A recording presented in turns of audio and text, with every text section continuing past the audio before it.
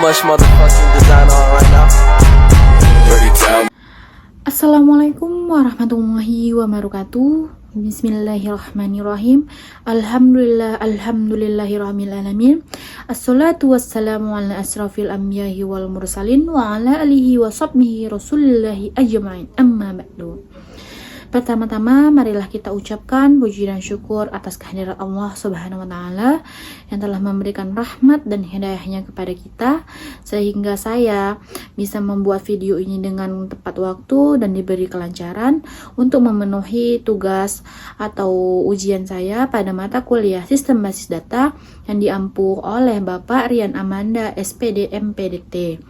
Terima kasih kepada Bapak telah memberikan saya waktu untuk membuat video ini. Kedua kalinya, salawat beriringkan salam saya sanjungkan kepada Nabi besar kita Nabi Muhammad Sallallahu Alaihi Wasallam dengan menyebutkan Allahumma sholli ala Sayyidina Muhammad wa ala alihi Sayyidina Muhammad. Tanpa memperpanjang kata-kata, perkenalkan nama saya Rinci Ulianti, berasal dari kelas PTIK 2D dengan NIM 2522124. Pada kesempatan kali ini, di video kali ini, saya akan menjelaskan 3 bab materi yang berasal dari buku Muhammad Fikri dan berasal dari buku Raisa Amanda Putri. 1 bab Muhammad Fikri dan 2 bab dari buku Raisa Amanda Putri. Sekian, selamat menonton ya. Enjoy it. Nah, pertama-tama pembahasan yang saya akan bahas itu tentang Structured Query Language atau disingkat dengan SQL. Materi tentang SQL ini berada pada bab 5 pada buku Muhammad Fikri. Di bab 5 ini kita akan membahas tentang Structured Query Language yang sudah saya sebutkan tadi. Nah, sebelum kita bahas, kita ketahui dulu apa itu Structured Query Language atau yang kita sering sebut dengan memudahkan untuk penyebutannya dengan SQL. SQL itu merupakan suatu bahasa dalam basis data relasional yang digunakan atau secara de facto itu merupakan suatu bahasa untuk manajemen suatu basis data relasional atau sistem basis data sehingga basis data relasional ini bisa manajemen perintah-perintah sehingga perintah-perintah tadi diterjemahkan oleh SQL ini sehingga SQL ini dapat membantu perintah-perintah itu untuk dijalankan untuk manajemen basis data relasional. Nah, itu dia tadi SQL. SQL itu bisa kita sebut juga dengan bahasa pada basis data ya. Nah, setelah kita mengetahui apa itu SQL, definisi dari SQL, nah kita akan membahas materi selanjutnya itu tentang bagaimana sih sejarah dari SQL, sejarah munculnya SQL tuh bagaimana gitu kan. Sejarah munculnya SQL ini berawal pada tahun 1970. Itu oleh seorang peneliti dari IBM. Nah, yang pada saat itu dia sedang membuat suatu basis data. Nah, dia berpikir bahwa suatu basis data itu tidak akan mungkin dijalankan dengan adanya bahasa pemrograman sehingga dia juga membuat suatu bahasa pemrograman pada tahun itu dengan nama SQL. Namun, penamaan SQL ini terjadinya permasalahan. Permasalahan itu menyebabkan SQL itu namanya diganti menjadi SQL yang merupakan singkatan dari Structured Query Language. Setelah berkembang atau setelah bertahun-tahun, pada tahun 1986 timbullah suatu peneliti baru atau suatu tempat pengembangan baru yang bernama Oracle. Dan Oracle ini juga membuat atau menciptakan suatu bahasa pemrograman seperti SQL sehingga dengan adanya perkembangan ini oleh Oracle, SQL yang dulu pernah dibuat itu seketika itu menjadi booming, menjadi diperbincangkan dan standarisasi SQL ini dilakukan pada tahun 1986. Ini dilakukan oleh ANSI. Setelah distandarisasikan, selanjutnya itu dikembangkan lagi pada tahun 1992. Nah, pada 1992 SQL ini merupakan SQL yang baik pada tahun itu. Namun setelah dikembangkan lagi atau dirubah lagi untuk menjadi lebih baik pada tahun 1999. Nah, pada tahun ini udah terbuatlah suatu SQL yang baru. Namun SQL ini sampai sekarang masih bisa ada digunakan. Namun pada suatu rekomendasinya masih pada sampai sekarang pun kita bisa mengenalnya suatu SQL yang baik itu pada tahun 1999, karena pada tahun 1999 itu SQL-nya tuh sudah direkomendasikan. Maksudnya direkomendasikan itu merupakan suatu berarti kalau misalnya kita direkomendasikan berarti itu baik ya kan. Bisa diartikan pada tahun 1992 itu SQL-nya itu baik walaupun sudah ada perkembangan lagi, namun suatu kualitas dari SQL dari pada tahun 1992 itu lebih baik lagi daripada 99. Nah, setelah kita mengetahui bagaimana sejarah dari SQL atau Structured Query Language, nah kita ini akan membahas selanjutnya tentang pemakaian dasar dari SQL atau pemakaian atau penggunaan dari SQL. Pemakaian dasar dari SQL ini yang merupakan suatu bahasa pemrograman standar dalam basis data. Nah, dengan adanya SQL kita dapat berhubungan langsung dengan database, sehingga SQL ini dapat menghubungkan kita secara langsung atau memudahkan kita agar kita itu dapat mengelola database di dalamnya.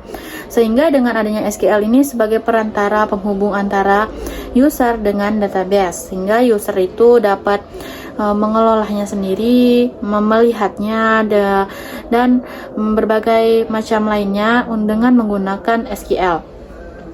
Nah, dengan adanya SQL, selain untuk dapat berhubungan langsung dengan database, SQL ini juga berfungsi untuk memudahkan user untuk membaca, menulis, dan memperoleh informasi yang berguna dari database.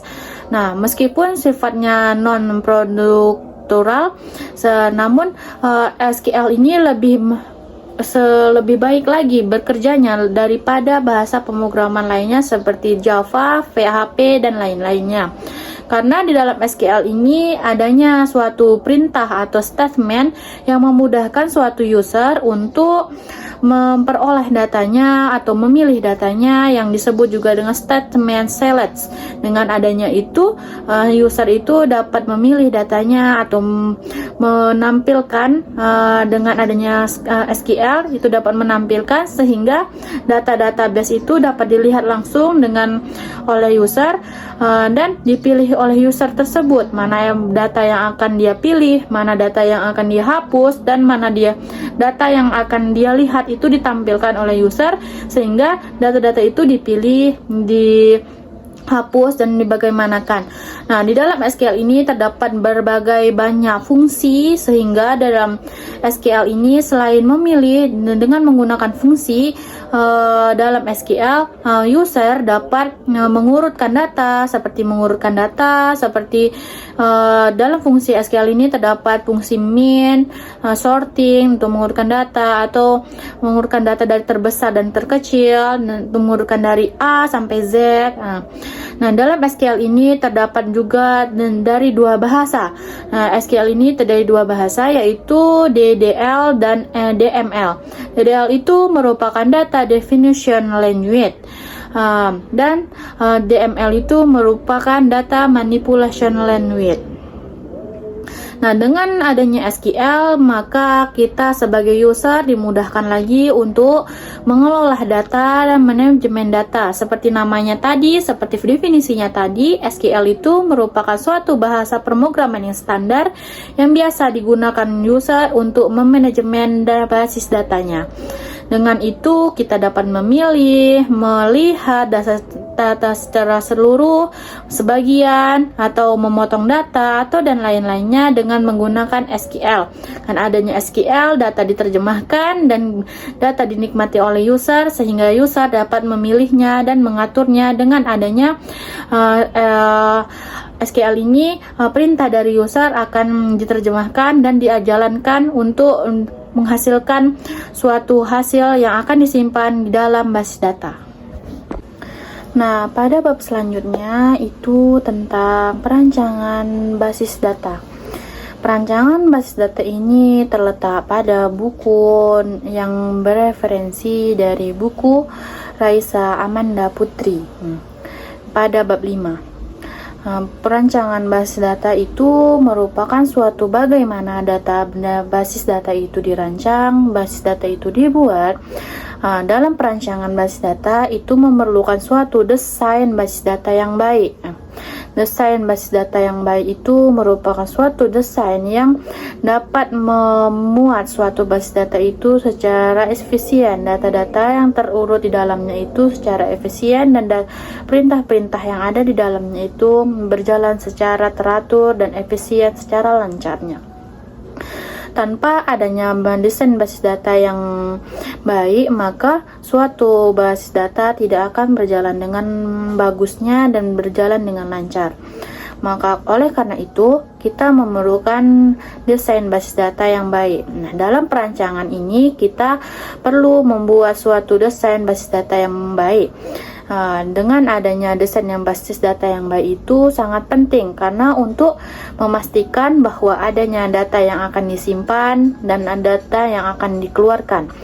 Nah, dengan itu, dengan desain sistem basis data yang baik memudahkan kita dalam menggunakan basis data, memudahkan kita dalam menggunakan basis data itu secara efisien. Dengan adanya desain sistem basis data yang baik ini sehingga basis data berjalan secara efisien.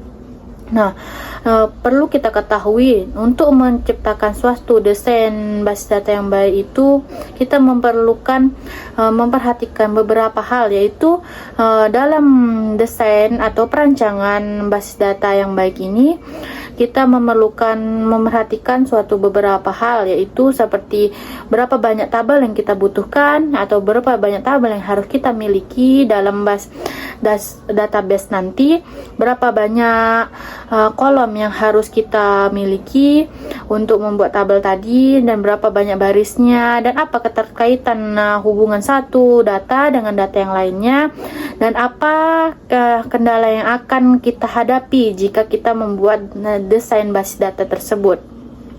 Nah, oleh karena itu kita harus mengantisipasi dari awal bagaimana kendala-kendala yang akan kita hadapi dalam pembuatan atau perancangan desain basis data yang baik untuk menciptakan desain basis data yang baik dan supaya membuat basis data itu terjalankan secara efisien.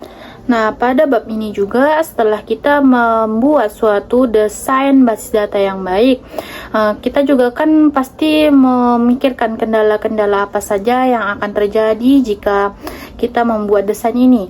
Nah, biasanya dalam basis data adanya suatu masalah atau adanya suatu masalah-masalah dalam penyimpanan data atau masalah-masalah dalam basis data ini. Masalah-masalah yang akan kita temui biasanya di dalam basis data itu seperti redundansi dan lain-lainnya. Nah, kita akan menjelaskannya satu persatu ya. Yang pertama itu Nah, setelah kita membahas atau membicarakan tentang perancangan basis data, di sana kita perlu adanya desain basis data yang baik kan. Nah, dengan adanya desain basis data yang baik, sehingga kita dapat memudahkan untuk mengolah data secara efisien. Dengan adanya basis data yang baik itu, dengan adanya desain basis data yang baik itu, tanpa pula kita pasti sudah meninjau atau sudah mengantisipasi suatu kendala-kendala yang akan mungkin terjadi. Kendala-kendala yang akan mungkin terjadi itu biasanya ada beberapa hal seperti redundansi dan lain-lainnya. Di dalam penyimpanan pasti tidak mungkin yang tidak ada terjadinya permasalahan. Permasalahan-permasalahan itu saya akan bahas satu persatu. Nah, baiklah, yang pertama saya akan bahas itu tentang redundansi. Redundansi itu merupakan suatu penduplikatan atau pendobelan data, sehingga data itu menumpuk dan menyebabkan dia tuh disimpannya lebih dari satu kali, sehingga menyebabkan base data itu cepat penuh atau overload, sehingga menyebabkan proses data berjalan tuh secara lambat. Sehingga perlu kita ketahui sistem base data itu merupakan suatu sistem yang mengupayakan untuk mengurangi redundansi. Nah, dengan adanya desain yang baik, kita itu berupaya dengan adanya desain ini nih, kita mengusahakan suatu redundansi itu tidak terjadi, yaitu dengan mengupayakannya atau mengantusiaskan dengan membuat suatu desain yang baik yang bisa membuat redundansi atau permasalahan yang terjadi pada penyimpanan database tadi itu nggak terulangi lagi, sehingga data-data itu tidak akan terduplikat dan menyebabkan overload tadi. Nah, dengan adanya desain yang baik tadi memungkinkan suatu redundansi itu tidak terjadi lagi. Nah, itu tujuan dari sistem basis data yang baik itu. Nah, perlunya desain sistem basis data yang baik, perlunya dirancang desain basis data yang baik sehingga bisa mengantisipasi adanya redundansi berikutnya. Jika ada redundansi berikutnya, bisa kita cegah dengan adanya terbentuknya basis data yang baik itu dari desain basis data yang baik itu. Nah, permasalahan yang terjadi pada penyimpanan data atau pada database selanjutnya itu berupa anomali pembaruan. Anomali itu kita bisa artikan dengan suatu keanehan atau suatu keadaan yang aneh setelah adanya pembaruan. Maksudnya begitu dari anomali pembaruan. Anomali pembaruan ini memungkinkan terjadinya beberapa salinan dari fakta yang sama dapat menyebabkan anomali atau keanehan dari pembaruan tadi. Saat kita melakukan pembaruan, maka datanya tuh akan ada suatu keanehan atau adanya keanehan yang telah kita berikan atau kita masukkan dalam data tersebut. Nah, untuk mengantisipasinya, maka kita kembalikan lagi, kita perlu adanya desain basis data yang baik supaya untuk mengurangi adanya anomali pembaruan atau keanehan dalam kita proses pembaruan data, seperti memasukkan nama, kita masukkan namanya supaya tidak ada terjadi keanehan dalam pembaruan tersebut. Nah, selanjutnya permasalahan yang mungkin terjadi pada database atau penyimpanan database itu berupa anomali atau anomali penyisipan. Anomali penyisipan itu maksudnya suatu keadaan yang aneh di dalam suatu penyisipan, yang itu berupa suatu data. Nah, misalnya dosen, dia akan menginputkan mahasiswanya, namun ada keanehan jika mahasiswanya itu tidak terdaftar, sehingga seorang dosen itu tidak bisa memasukkan nama mahasiswanya itu ke dalam database-nya. Nah, selanjutnya itu ada anomali penghapusan, yaitu berupa anomali atau keanehan saat kita akan menghapus sesuatu, seperti misalnya kita mahasiswa yang terdaftar dalam suatu pembinaan atau suatu organisasi atau kursus, ya, dia itu berusaha untuk menghapus suatu mata kuliah, sehingga terjadi keanehan, terjadi ke situasi yang menyebabkan dosen tersebut itu yang mengampu mata kuliah itu hilang. Nah, itu yang disebut dengan anomali penghapusan, yang merupakan suatu atau hal-hal yang merupakan permasalahan dari penyimpanan database. Nah, selanjutnya setelah kita mengetahui permasalahan-permasalahan apa saja yang bisa terjadi pada perancangan database ini atau perancangan dari basis data, yang kita perlukan adanya desain basis data yang baik untuk mencegah atau mengantisipasi dari permasalahan-permasalahan ini. Nah, selain itu kita harus mengetahui bagaimana proses dari pembentukan atau proses dari pembuatan atau perancangan basis data yang baik itu. Proses perancangan dari basis data yang baik itu terjadi beberapa tahap. Yang pertama itu tahap analisis kebutuhan. Nah, pertama-tama kita harus mengetahui dulu kan apa tujuan kita buat rancangan ini, apa tujuan kita buat rancangan ini, untuk kepada siapa kita buatnya, ditujukan kepada siapa, dan memahami apa yang akan disimpan di dalamnya. Kita harus memahami semua itu sebelum kita buat, sehingga kita perlu menanyakan atau kita harus mencari tahu apa yang akan kita inputkan, apa yang kita akan berikan kepada mereka, apa yang mereka butuhkan, sehingga kita perlunya analisis data, analisis kebutuhan. Nah, yang merupakan suatu tahapan dalam perancangan basis data ini. Tahapan pertamanya itu merupakan analisis kebutuhan yang seperti saya sampaikan tadi. Analisis kebutuhan ini merupakan langkah pertama dalam mendesain basis data aplikasi, yaitu dengan memahami data apa saja yang akan kita inputkan dalam basis data, atau data apa saja yang akan kita simpan, aplikasi apa saja yang kita harus bangun di dalamnya, dan bagaimana cara pengoperasiannya yang akan paling tepat untuk digunakan oleh para user, yang mudah digunakan, dan persyaratan apa yang perlu kita penuhi dalam kinerjanya. Sehingga dengan kata lain, setelah kita mengetahui apa saja kebutuhan, apa saja yang kita butuhkan untuk merancang suatu basis data, barulah kita melanjutkan ke proses atau tahapan selanjutnya dalam proses perancangan basis data. Dengan kita mengetahui, setelah kita menganalisis, maka kita sudah mempunyai sedikit ilmu dasar yang membuat kita bisa melanjutkan ke tahapan selanjutnya dalam proses perancangan basis data. Nah, tahapan selanjutnya yaitu berupa perancangan basis data secara konseptual. Maksudnya dari konseptual itu secara mendasar, secara lebih dalam lagi kita rancangnya pembuatan basis data ini. Nah, kita ada dalam proses perancangan basis data konseptual ini, kita dapat mengumpulkan informasi, dan mengumpulkan informasi itu dalam bentuk langkah-langkah yang berupa analisis, persyaratan yang dapat kita gunakan untuk mengembangkan lagi deskripsi tentang tingkatan tinggi dari data yang akan disimpan dalam basis data.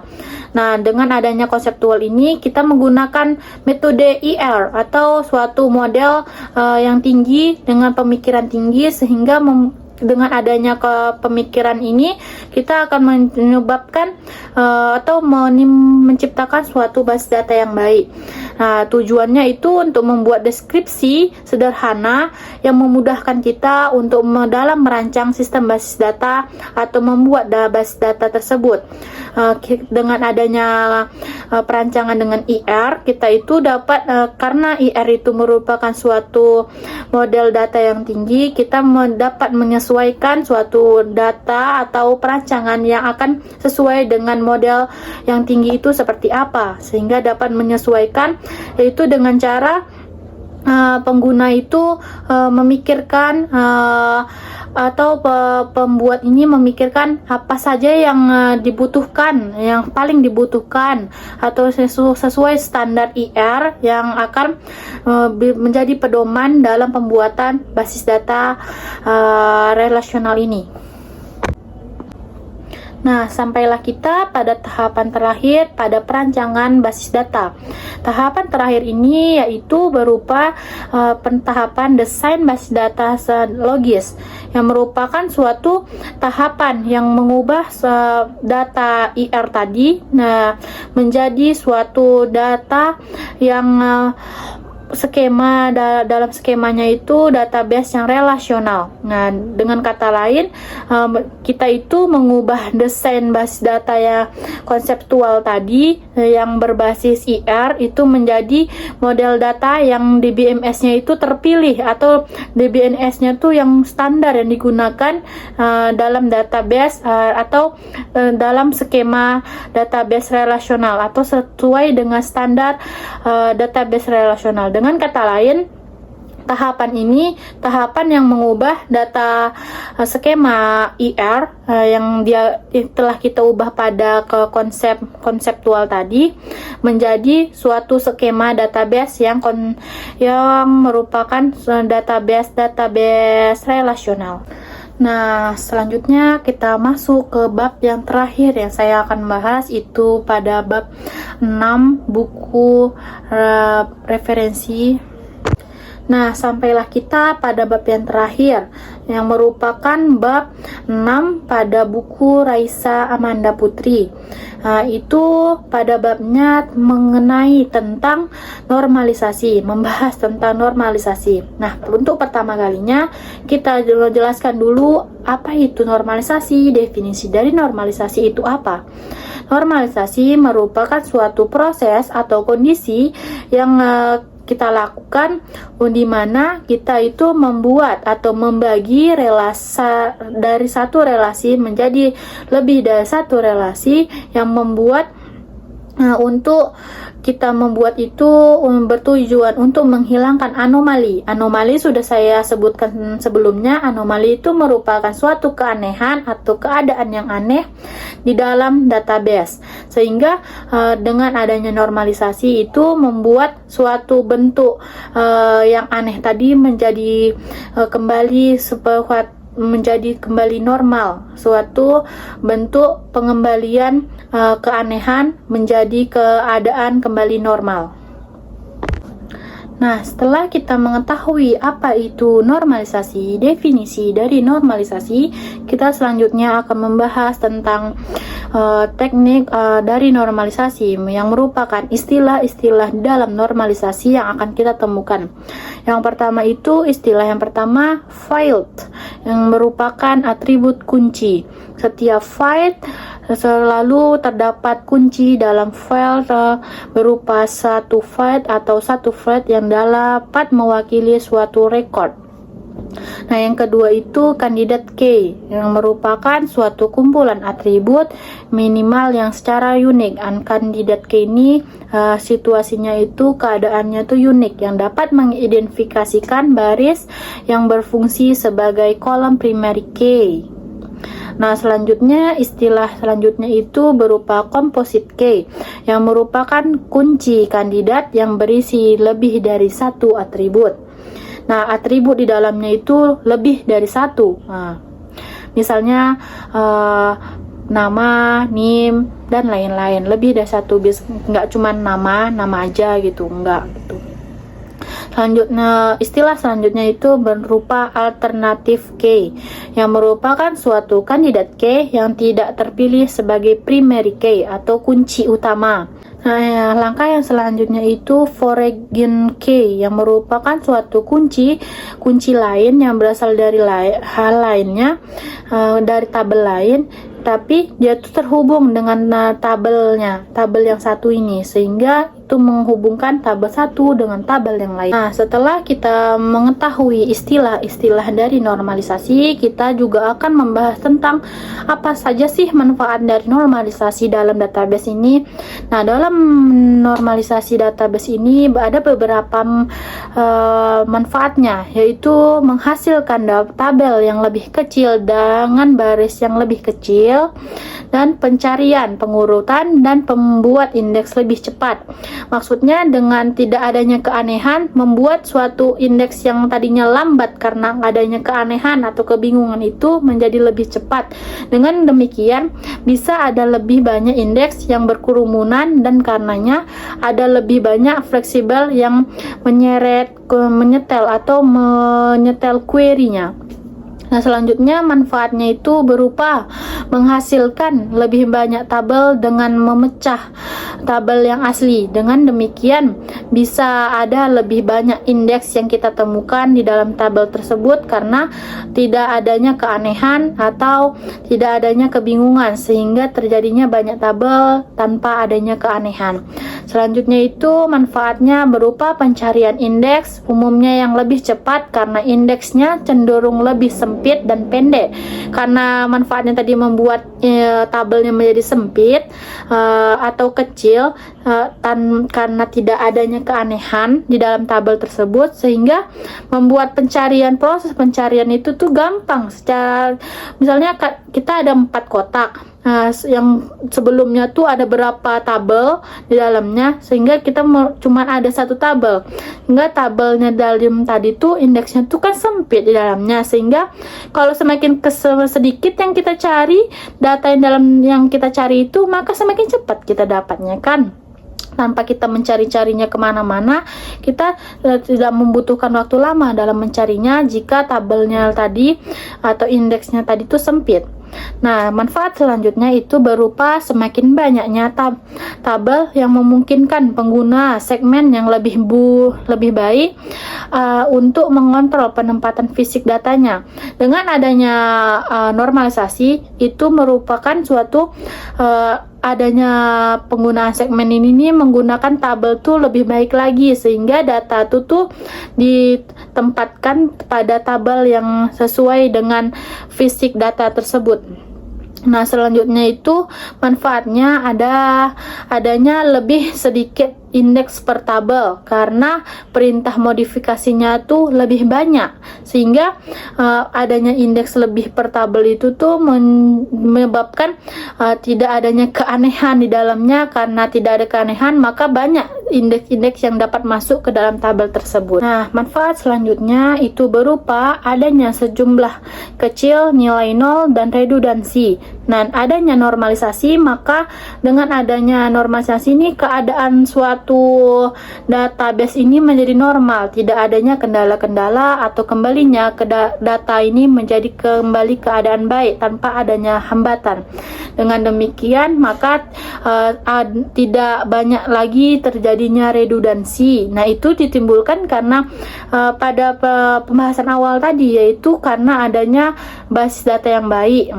Sehingga basis data yang baik ini memungkinkan normalisasi dan menyebabkan berkurangnya permasalahan-permasalahan seperti redundansi tadi di dalam database. Manfaat selanjutnya itu berupa secara konseptual, database itu lebih bersih dan lebih mudah untuk dipertahankan dan diubah seiring perubahan sesuai kebutuhan. Dengan adanya normalisasi dalam penginputan atau pengsisipan atau penghapusan itu tidak ada terjadi keanehan atau penduplikatan, sehingga data itu tuh dapat diubah sesuai dengan seiring perkembangan. Data yang akan dimasukkan itu bisa dapat diubah dengan secara efisien dan baik sesuai dengan data yang kita masukkan. Tidak adanya keanehan lagi dalam suatu database. Nah, setelah kita mengetahui manfaat dari normalisasi, kita selanjutnya akan membahas tentang adanya ketergantungan dalam normalisasi, yang sering kita sebut juga atau kita kenal dengan dependensi normalisasi. Dependensi normalisasi ini biasa kita sebut juga dengan fungsional dependensi, merupakan suatu ketergantungan fungsional yang digunakan untuk menggambarkan hubungan, batasan, keterkaitan antara atribut dengan atribut lainnya dalam suatu relasi. Contohnya itu seperti kita kan akan mencari NIM. Nah, NIM itu kan di dalamnya pasti akan menunjukkan kepada nama mahasiswa, maka komposisinya, dependensinya itu secara normal itu akan menunjukkan kepada nama. Maka dengan NIM yang sama, maka itu namanya itu akan sama, nama mahasiswanya itu akan sama. Selanjutnya, dalam dependensi atau ketergantungan normalisasi itu terbagi lagi menjadi beberapa bagian, yaitu dependensi ini terdapat ada 3 jenis. Yang pertama itu jenisnya berupa full dependency atau ketergantungan penuh. Ketergantungan penuh ini terjadi jika terdapat atribut A dan B dalam suatu relasi, di mana atribut B ini memiliki suatu ketergantungan penuh terhadap A itu secara ketergantungan fungsional itu secara penuh terhadap A. Tapi atribut B ini tidak memiliki ketergantungan terhadap subset A gitu. Jenis yang kedua itu berupa partial dependency yang merupakan suatu ketergantungan sebagian, yaitu terjadi bila ada sebagian memiliki dua atribut dari A untuk menentukan B, namun untuk menentukan B itu tidak harus dua atribut lagi. Jika salah satu atribut A itu yang menentukan B dapat dihilangkan, namun tidak merubah arti dari relasi dan tetap berelasi ketergantungan. Maksudnya itu dalam suatu tabel ada beberapa tabel, yaitu no faktor, kode barang, nama barang. Nah, di dalam itu tuh kan no faktor itu tidak mempengaruhi nama barang tersebut. Nah, nama barang ini dipengaruhinya itu kan oleh no faktor dan kode barang. Jika no faktor dihilangkan, berarti tetap ada nama barang di situ dengan bersumberkan pada kode barang tersebut. Dan jenis terakhir yaitu berupa ketergantungan transif atau adanya perantara antara ketergantungan satu dengan yang lainnya. Yaitu ketergantungan transif ini terjadi bila adanya suatu hasil relasi atau tabel hasil relasi di mana kondisinya itu terdapat 3 atribut di dalamnya. Jika A bergantungan dengan B dan B bergantung dengan C, maka C itu merupakan perantara antara bergantungnya A dan B. Nah, setelah kita mengetahui hal-hal yang ada di dalam normalisasi, kita perlu juga mengetahui bagaimana sih konsep dan tahapan dari normalisasi. Konsep pertamanya itu berupa tahapan menghilangkan kelompok data yang berulang atau pencara duplikatan data yang udah berduplikat atau redundansi, dan menghilangkan ketergantungan parsial. Selanjutnya itu menghilangkan ketergantungan transif dan menghilangkan anomali dari ketergantungan fungsional atau berupa keanehan dari ketergantungan fungsional itu tuh kayak mana gitu kita hilangkan. Nah, setelah kita hilangkan, dan kita juga harus menghilangkan ketergantungan multivatif, dan setelah ketergantungan multivatif dihilangkan, kita harus menghilangkan lagi apabila ada sisa-sisa anomali di dalamnya, kita harus menghilangkannya lagi, sehingga setelah semua anomali yang ada di dalam database itu hilang, maka terjadilah adanya normalisasi tersebut. Normalisasi itu kembali lagi kita bilang, normalisasi merupakan suatu bentuk normal dari database yang tidak adanya permasalahan-permasalahan dalamnya seperti penduplikatan, data yang berulang, atau suatu keanehan dalam data seperti penghapusan data, adanya keanehan dalam penghapusan data, penyisipan data, dan lain-lain. Nah, di dalam keadaan normalisasi kita juga pasti akan mengenal suatu kondisi-kondisi, yaitu suatu kondisi tidak normal atau unnormalized, yang berupa dalam kondisi ini seluruh data yang ada dalam database itu diambil ketika mungkin data tersebut itu masih diperlukan. Kondisi ini merupakan suatu kondisi tidak normal tuh di mana dalam database itu masih banyak terjadinya permasalahan-permasalahan, sehingga ketika kita memerlukan data tapi datanya itu malah diambil, sehingga kita tidak dapat menggunakan data tersebut. Nah, keadaan selanjutnya yang ada di dalam normalisasi itu berupa normal 1 atau 1NF. 1NF itu merupakan suatu keadaan di mana bagi seluruh data yang diperlukan itu dikelompokkan menjadi beberapa bagian berdasarkan jenis datanya. Jadi di dalam suatu relasi atau hubungan dalam tabel, data itu dikelompokkan berdasarkan jenis datanya. Tabel 1, tabel 2, tabel 3. Nah, itu di dalam tabel itu kan ada kolom. Berarti kolom 1, kolom 2, kolom 3 itu sesuai dengan jenis-jenisnya. Misalnya kolom 1 tentang namanya, berarti nama aja di dalamnya situ berdasarkan jenis datanya. Nah, dalam normalisasi ini juga ada suatu keadaan lagi yang berupa normal 2 atau 2NF, yaitu di dalamnya terdapat adanya pembagian berdasarkan jenis dan pemberian key pada masing-masing tabel. Sehingga di dalam tabel itu ada dua kuncinya atau dua key-nya yang terdapat dalam tabel tersebut. Seperti tabel yang pertama ini menceritakan tentang dosen dan statusnya, tabel yang kedua tentang mahasiswa dan statusnya. Begitulah selanjutnya.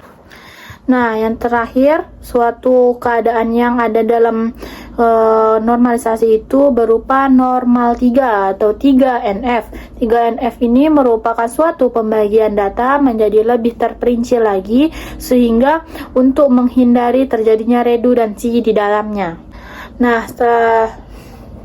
Nah, hanya itulah yang bisa saya sampaikan dan saya jelaskan dalam penyampaian materi. Apabila banyak kesalahan, saya mohon maaf karena kesalahan itu berasal dari saya sendiri sebagai manusia, dan kesempurnaan itu hanya milik Allah. Wabillahi taufiq wal hidayah. Wassalamualaikum warahmatullahi wabarakatuh.